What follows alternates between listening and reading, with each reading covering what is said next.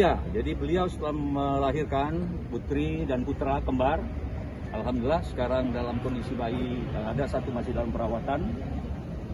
Pasca melahirkan, kita sudah berikhtiar, tim dokter sudah berikhtiar, Allah yang berkehendak. Semuanya sudah ditetapkan, kita tidak bisa, kita hanya berusaha. Jadi sekali lagi, ini musibah yang setiap orang akan mengalaminya. Nah, oleh karena itu, mari kita sama-sama berdoa, semoga almarhumah Ibu Perca, beliau ini orang baik, kita tahu beliau seorang anggota DPR RI, kita berdoa semoga ditempatkan di surga dan Allah Subhanahu wa taala. Isunya setelah melahirkan Ibu Perca sempat koma ya Pak ya? Naik turun, jadi beliau dalam kondisi kadang stabil, kadang tidak stabil.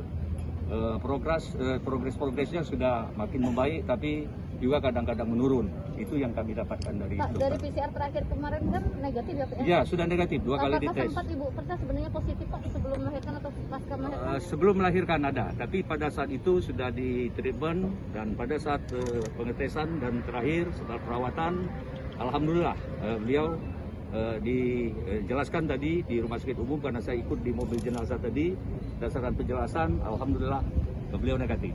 Berarti Ibu Perca ini melahirkan dalam kondisi positif ya Pak ya? Kalau tadi yang dapat informasinya negatif. Berarti Ibu Perca ini melahirkan dalam kondisi positif ya Pak ya? Kalau tadi yang dapat informasinya beliau pada saat melahirkan sebelum melahirkan. Berarti melahirkan sudah negatif ya Pak ya? Ya, sudah dalam posisi yang progresnya sudah baik.